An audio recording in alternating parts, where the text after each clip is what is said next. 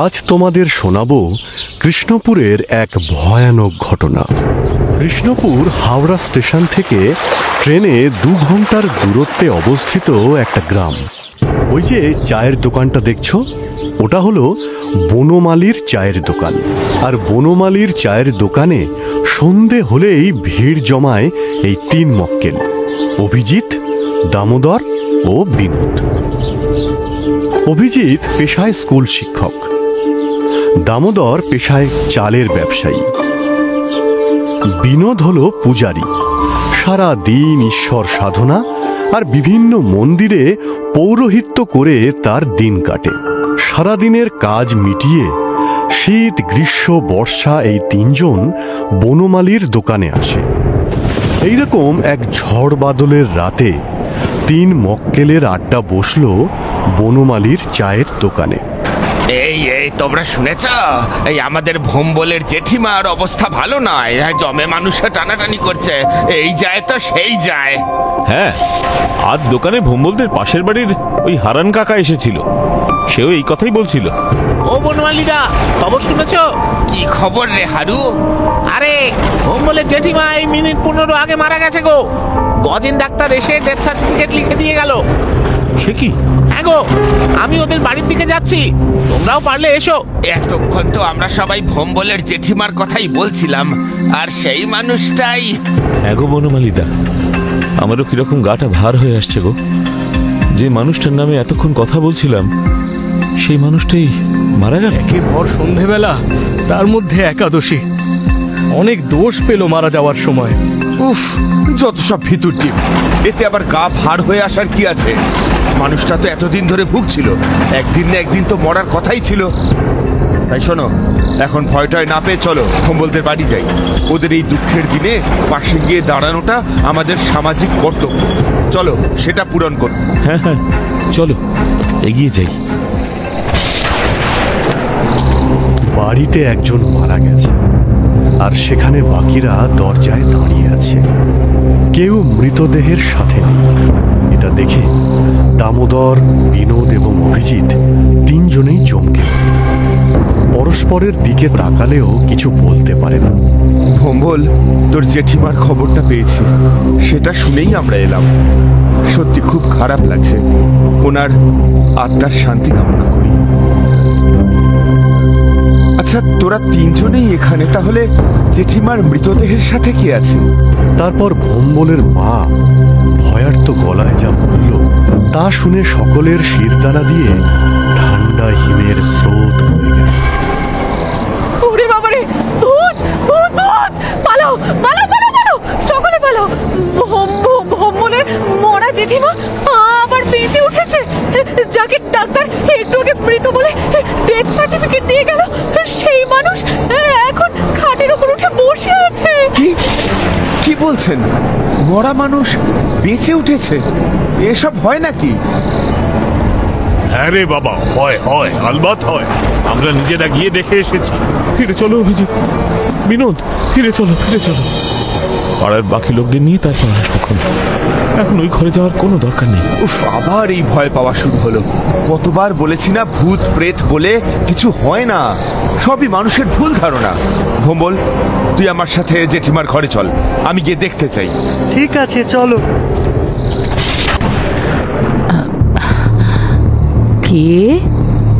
কে গো তোমরা? তোমরা একটু ভোম্বলকে ডেকে দেবে? কখন থেকে ডাকছি, কেউ আমার ঘরে আসছে না। মনে হচ্ছে আমি যেন ভূত। আমার কাছে এলেই আমি দৌড়ে খেয়ে ফেলবো।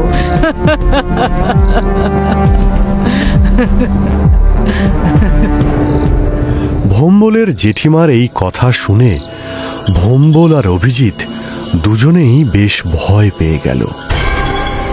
জেঠিমা, এই তো আমি ভোম্বল। তুমি আমায় চিনতে পারছো না? ও বাবা, ভোম্বল, এদিকে আয়। আয় বাবা, আমার পাশে এসে বস। তা আমায় এরম ভয় পাচ্ছিস কেন? কখন থেকে তোদের ডাকছি বলতো? আমার যে খুব খিদে পেয়েছে রে। তোরা কি রে ভোম্বল, বয়স্ক মানুষটার কখন থেকে খিদে পেয়েছে, আর তোরা কেউ ভয়ে এই ঘরেই ঢুকছিস না। এই বৃষ্টির দিনে হয়তো একটু ঝিম মেরে গেছিল, আর তোরা সঙ্গে সঙ্গে ভেবে নিলি মানুষটা মরে গেছে। ছি! না মানে আমি তো কিছুই বুঝতে পারছি না। এখন আর মানে মানে করতে হবে না, জেঠিমাকে আগে খেতে দে। আমরা চলি জেঠিমা, আপনি খেয়ে দে বিশ্রাম নিন, ঠিক আছে? আমরা পরে আসবো। হ্যাঁ।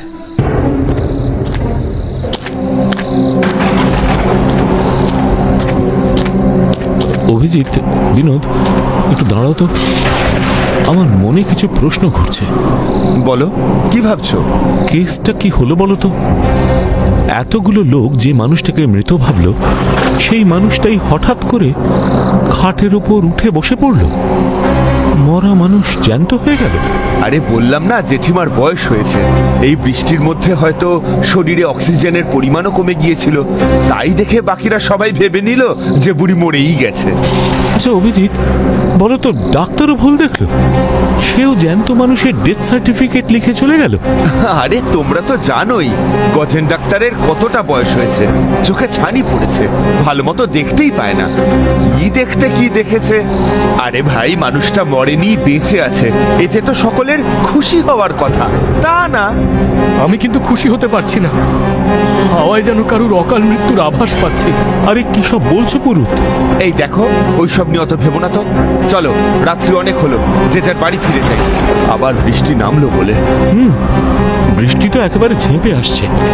চলো চলো, যে যার বাড়ি ফিরে যাই।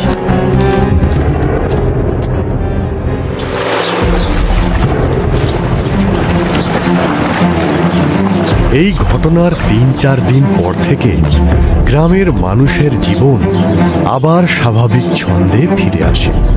কিন্তু তারপর থেকে রাত হলেই গ্রামে বিভিন্ন ভৌতিক কার্যকলাপ শুরু হয়।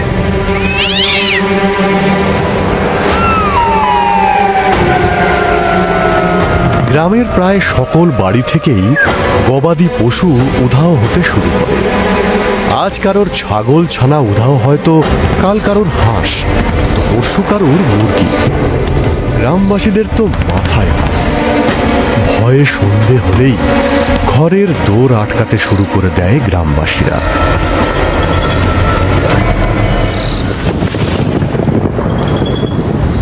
আরে অভিজিৎ, কি দরকার ছিল বলো তো ভাই, এই বৃষ্টির মধ্যে ছাতা মাথায় গ্রামের এ প্রান্ত থেকে ও প্রান্ত হেঁটে বনমালীদার দোকানে চা খেতে যাওয়ার? আরে বন্ধু, এই বৃষ্টির মধ্যে গরম গরম চা সাথে তেলে ভাজা, খাওয়ার মজাটাই তো আলাদা।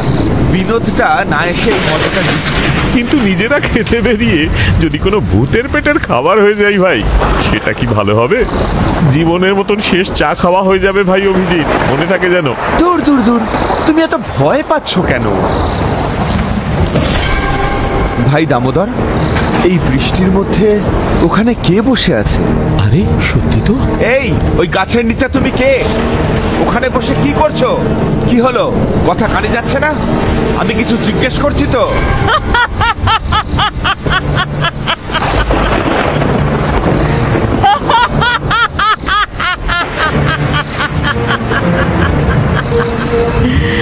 আমি কে জানার খুব শখ না তোদের? এবারেকার মতো ঘর মটকাই। আয় আয় আয়। পালাও পালাও ভাই পালাও, ওদিকে গিয়া লাভ নেই। যদি প্রাণে বাঁচতে পারি তাহলে এরকম চা অনেক খাওয়া যাবে। পালাও পালাও অভিজিৎ, পালাও। আমার মায়ের পায়ের জবা হয়ে ওঠ না ফুটে মন, আমার মায়ের পায়ের জবা হয়ে ওঠ না ফুটে মন। কি ব্যাপার ভাই, তোমরা এত ভোরবেলা মন্দিরের দরজার সামনে বসে আছো কেন? কি বলবো ভাই বিনোদ, কাল রাতে আমাদের সঙ্গে যা ঘটেছে সেটা ভাবলেই আমার এখনো সারা শরীর কাঁপছে। সারা রাত বাড়ি ফিরতে পারিনি। কেন, কি এমন হয়েছিল যে তোমরা রাতে বাড়ি ফেরোনি? শোনো, আমি তোমায় সব খুলে বলছি। এই, ওই গাছের নিচে তুমি কে?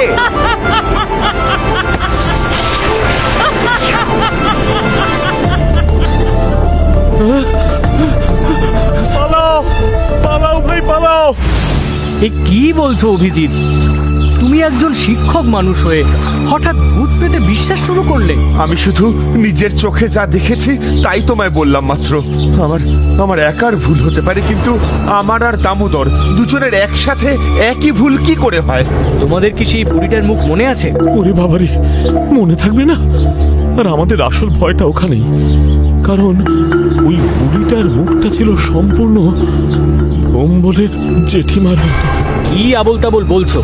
মানুষটা বিছানার সাথে মিশে গেছে। সে নিজে কোনো মতে কষ্ট করে বিছানা থেকে ওঠে, সে কিনা গ্রামের রাস্তায় গবাদি পশু মেরে খাবে। আরে হ্যাঁ, তুমি বিশ্বাস না করলেও এটাই সত্যি। ওই চোখ, ওই মুখ আমি কোনোদিনও ভুলতে পারবো না। আচ্ছা আচ্ছা, ঠিক আছে, তোমার মনে হচ্ছে তো আমরা ভুল করছি। চলো চলো তাহলে আমরা তিনজনে মিলে এখন একবার ভোম্বলদের বাড়ি যাই, সেখানে গিয়েই দৃশ্যটা দেখি। ঠিক আছে, তাই চলো। হ্যাঁ, আমিও যাব।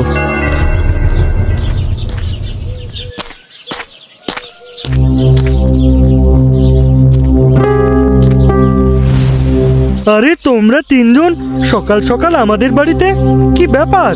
আরে না না, আমরা তিনজনেই এলাম তোর জেঠিমার সাথে দেখা করতে। কয়েকদিন আগে যা অবস্থা গেল, বাপ, সেই রাতের কথা ভাবলে আমার এখনো গায়ে কাঁটা দেয়। তাই ভাবলাম ওনার একবার খোঁজ নিয়ে যাই। উনি কেমন আছেন, একবার দেখা করা যাবে? না গো, জেঠিমার সাথে দেখা করা যাবে না। সেদিনের পর থেকে জেঠিমা কিরকম হয়ে গেছে জানো তো? সারাদিন ঘুমায়, লাখ ডাকলেও কিছুতেই ঘুম থেকে উঠতে চায় না। সারাদিন কারোর সাথে কথাও বলে না।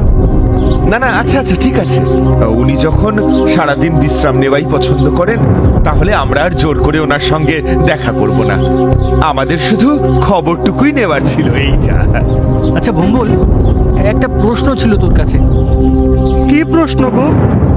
আচ্ছা, গ্রামের যে এত বাড়ি থেকে হাঁস, মুরগি, ছাগল, সব গৃহপালিত পশুরা গায়েব হয়ে যাচ্ছে, তোদের বাড়ির কি অবস্থা? এটা তো আশ্চর্য ব্যাপার গো। যেখানে গ্রামের সব বাড়ি থেকে হাঁস, মুরগি, ছাগল হুটহাট করে গায়েব হয়ে যাচ্ছে, সেখানে আমাদের বাড়িতে এরকম কিছুই ঘটেনি। হাঁস, মুরগি, ছাগল সব তো দিব্যি ঘুরে বেড়াচ্ছে। বাহ বাহ বাহ, এ তো খুব ভালো কথা। ভালো হলেই ভালো।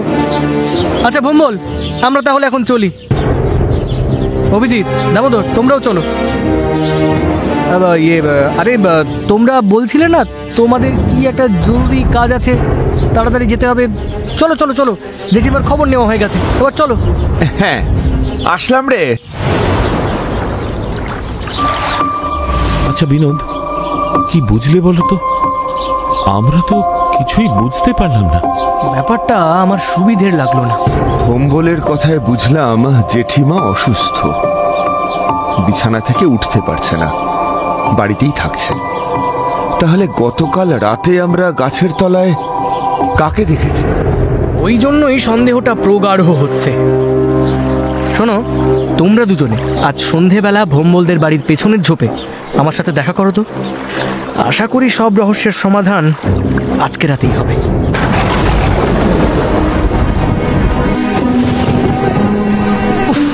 কি বিরক্তিকর ব্যাপার! সেই সন্ধ্যা থেকে দাঁড়িয়ে দাঁড়িয়ে রাত হতে চললো, এক তো বিনোদের দেখা নেই, অন্যদিকে ঝোপ ঝাড় অন্ধকারে মশা ছিঁড়ে খাচ্ছে। সত্যি তো, আর যে কতক্ষণ দাঁড়াতে হবে বুঝতেও পারছি না। কি মশা রে বাবা! তোমরা তৈরি তো? কতক্ষণ ধরে দাঁড়িয়ে আছি বলো তো ভাই বিনোদ?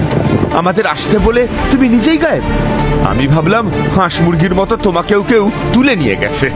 আমি মন্দির থেকে কিছু জিনিস আনতে গিয়েছিলাম, পরে কাজে লাগতে পারে। আরে এটা তো হে বিনোদ, অভিজিৎ, এটা তো জেঠিমার ঘর। জেঠিমার ঘরের জানলা এখন কে খুলল? চলো সবাই চুপচাপ জেঠিমাকে অনুসরণ করে সামনের দিকে এগিয়ে চলো। কেউ ভয় পাবে না, তিনজনে একসাথে থাকবে।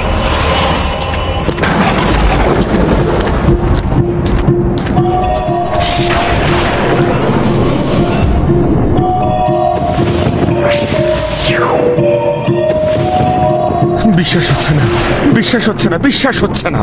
এত বছর ধরে যা পড়েছিলাম, যা সকলকে পড়িয়েছিলাম, সব ভুল নাকি আজকে নিজের চোখের সামনে যেটা দেখছি সেটা ভুল? দামোদর, তুমি আমার সঙ্গে এসো। আর অভিজিৎ, তুমি যাও ভোম্বলের বাড়ি থেকে ভোম্বলকে আর গ্রামের আরো কিছু মানুষকে ডেকে নিয়ে তোমরা যে গাছের নিচে সেদিন রাত্রে বুড়িকে দেখেছিলে সেই গাছের সামনে চলে এসো। আমার অঙ্ক আশা করি ভুল হবে না। আচ্ছা, আমি সরাসরি ওই গাছের নিচেই পৌঁছচ্ছি।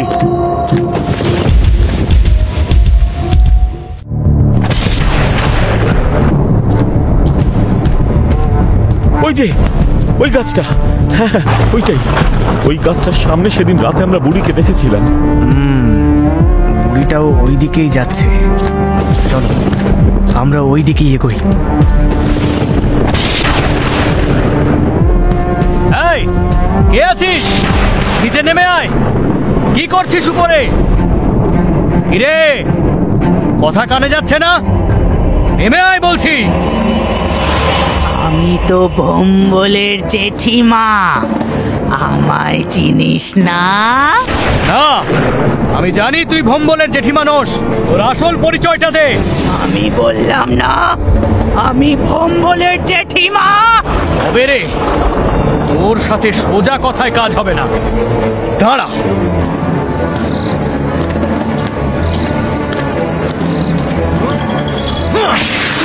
ওরে বাবা রে, জ্বলে গেলাম রে, পুড়ে গেলাম, মরে গেলাম রে, মরে গেলাম। ওরে ওরে, আর দিস না, ওরে ওই ধুলো দিস না। আমি বলছি আমি কে? আমি হলাম গৌরী চৌধুরী। আজ থেকে 30 বছর আগে আমি এই গ্রামেই থাকতাম। ওই ভোম্বলদের বাড়ির পাশেই আমার বাড়ি ছিল। এক বর্ষার রাতে এই পথ দিয়ে যাওয়ার সময় পা পিছলে ওই পুকুরে পড়ে যায়, আর পুকুরে ডুবে আমি মরে যাই। আমার বাড়িতে নিজের লোক বলতে কেউ ছিল না। এই গ্রামের লোকগুলো এতটা শয়তান ছিল যে কেউ আমার কোনো সৎকারের ব্যবস্থা করেনি। ভোম্বলের জেঠিমার শরীর ছেড়ে দে, নইলে আমি তোকে বন্দি করে রাখবো। ওই সোজা নাকি? এত বছর পর আমি একটা শরীর পেয়েছি, আর এই শরীর আমি ছাড়ব না। এবার তোদের গ্রামে ঘোর বিপদ, ঘোর বিপদ।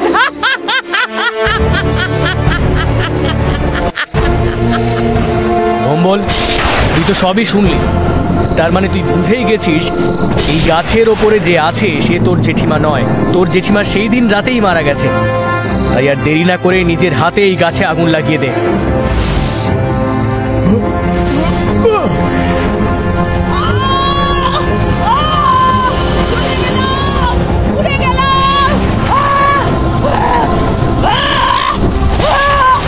ভালো করলি না, গাছটা কিন্তু ভালো করলি না। তোদের ভালো হবে না। আমি আসবো, আমি আবার আসবো, আবার আমি ফিরে আসবো।